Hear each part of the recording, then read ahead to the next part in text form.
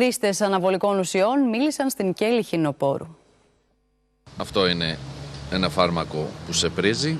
Αυτό είναι ένα άλλο φάρμακο που σου δίνει όγκο. Ενέσιμη. Αυτή είναι, ας πούμε, την τρυπάς πού? Στα μπράτσα, στον πισινό, στα πόδια, αναλόγως. Και αυτά, Κωνσταντίνε? Αυτά είναι να μην έχεις ταχυπαλμία. Και αυτά τα παίρνεις και για πρίξιμο και για όγκο. Αυτά είναι ένα άλλο φάρμακο για προστασία στο σηκώτη, όπως μας λένε από τα γυμναστήρια. Ναδρολόνη, δραστική ουσία που απευθύνεται σε καρκινοπαθείς. Μπολντενόνη αναπτύχθηκε για κτηνιατρική χρήση για τη θεραπεία των αλόγων και βοηδών. Τέτοια φάρμακα, συνολικά 10 χάπια την ημέρα, παίρνει ο Κωνσταντίνος από τα 18 του, ώστε σήμερα σωματικά και ορμονικά να μεταλλαχθεί. Το σώμα φούσκωσε ξαφνικά και αφύσικα, ενώ το ίδιο ξαφνικά εμφανίστηκαν οι πόνοι στην κοιλιά, οι αρρυθμίες στην καρδιά και τα πρώτα σημάδια μιας αφύσικης επιθετικότητας. Παρενέργειες έχει ταχυπαλμίες, νεύρα. Είχα πέσει και κάτω.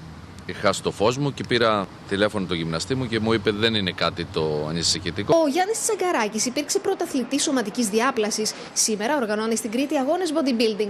Παραδέχεται ότι στα πρώτα του βήματα έχει δοκιμάσει φάρμακα.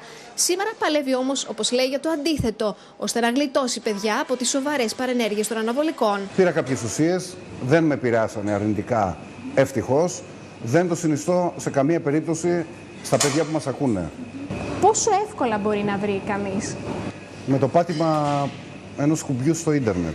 Και επειδή δεν υπάρχει γνώση και πληροφόρηση, πολλά παιδιά καταλήγουν με υπέρταση, πατικά ένζημα ανεβασμένα, νευρικούς κλονισμούς, κατάθλιψη. Η επικινδυνότητα της ακατάσχετης χρήσης των αναβολικών αναδεικνύεται και στο διάλογο που κατέγραψαν οι αρχές κατά τον εντοπισμό πριν από λίγες ημέρες ενός ακόμη διεθνούς κυκλώματος παρασκευής και διακίνησης αναβολικών με δράση σε Αττική, Ήπειρο και Κρήτη. Έχω πρόβλημα με αυτή τη σούστα, φίλε. Πρέπει να την αλλάξω. Δεν μπορώ. Είμαι 4 μέρες στον πυρετό. Με πονάει όλο το σώμα μου. Και είναι συνέχεια έτσι? Να την αλλάξω? Δεν αντέχομαι, ρε φίλε. Δεν μπορώ να κοιμηθώ. Δεν μπορώ να πάω για δουλειά. Πήγα για προπόνηση χθες και γέλαγαν όλοι μαζί μου.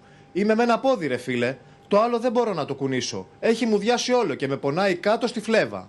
Η τακτική των κυκλωμάτων αυτών είναι η εισαγωγή φτηνών δρόντων συστατικών από Κίνα, Ινδία ή Πακιστάν.